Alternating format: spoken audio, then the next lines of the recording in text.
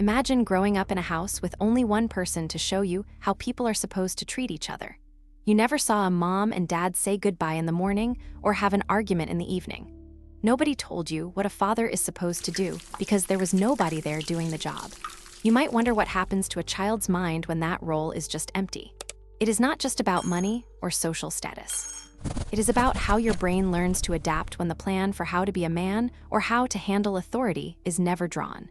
Most people look at a fatherless home and see a missing person, but if you lived it, you know it feels more like a missing language. You had to learn how to speak to the world without ever hearing the accent of the man who was supposed to teach you. Right now, about 1 in 4 kids in the United States grow up in a home without a father. That is millions of people who carry a very specific way of thinking. When you grow up this way, you do not just miss out on a person. You miss out on a certain type of mirror. A father is often the first person who shows a child what the outside world is like. While a mother usually provides comfort and safety at home, a father is often the bridge to the world of rules, risks, and people in charge. When that bridge is not there, you have to find your own way across the water. You end up building an internal world that is shaped by that absence, and it shows up in your life today in ways you might not even realize. And it shows up in 5 specific ways. Let me walk you through them. First, you learn to do everything yourself. Think back to when you were a teenager. While other kids were asking their parents for help with a flat tire or a difficult choice, you probably just figured it out. You did not do this because you were born with a special gift. You did it because the idea of counting on someone else felt dangerous. When the person who is supposed to be your main protector is gone, your brain makes a quick choice. You start to feel like if you do not do it, it will not get done. This turns into an adult who is very capable, but also very lonely. You might find it uncomfortable to ask for a favor. You might even feel a surge of irritation when someone offers to help you, as if they are insulting your ability to survive. You are not just being stubborn. You are protecting yourself from the disappointment you learned to expect when you were young. Second, you might have a hard time dealing with people in charge. For many people, a father is the first boss they ever have. He is the person who sets the rules and explains why they exist. Without that, your internal compass for authority can get messy. You might find yourself either fighting against anyone in charge or trying way too hard to please them. When you see a manager or a mentor, you are not just seeing someone doing their job. You are seeing a reminder of that empty space. You might feel suspicious when someone tries to give you direction, thinking they are just trying to control you. Or you might find yourself looking for a father figure in every boss you have, hoping for the praise you never got at home. It is a constant cycle of looking for a leader while also hating that you need one. Third, you might struggle with the idea that love stays.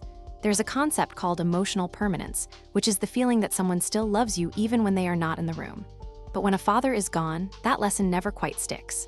You might be in a healthy relationship today, yet you are always waiting for things to fall apart. If your partner is quiet for an hour, you might assume they are leaving. If they go on a trip, you might feel a spike of anxiety that they will not come back. You are essentially living on high alert all the time. You learned that the most important people in your life can vanish, so you never really unpack your bags. You do not let yourself get comfortable because you are afraid the silence will return. Fourth, you are constantly searching for the right version of yourself. If you are a man who grew up without a father, you likely spent your youth watching other men to see how they stood, how they spoke, and how they handled fights. You were like a student studying a group you were supposed to belong to, but you did not have the rule book. You might feel like a bit of a fake, even as an adult. You might worry that people will see through you and realize you are just guessing at how to be a man. If you are a woman, this absence often means you have a hard time knowing what to expect from men.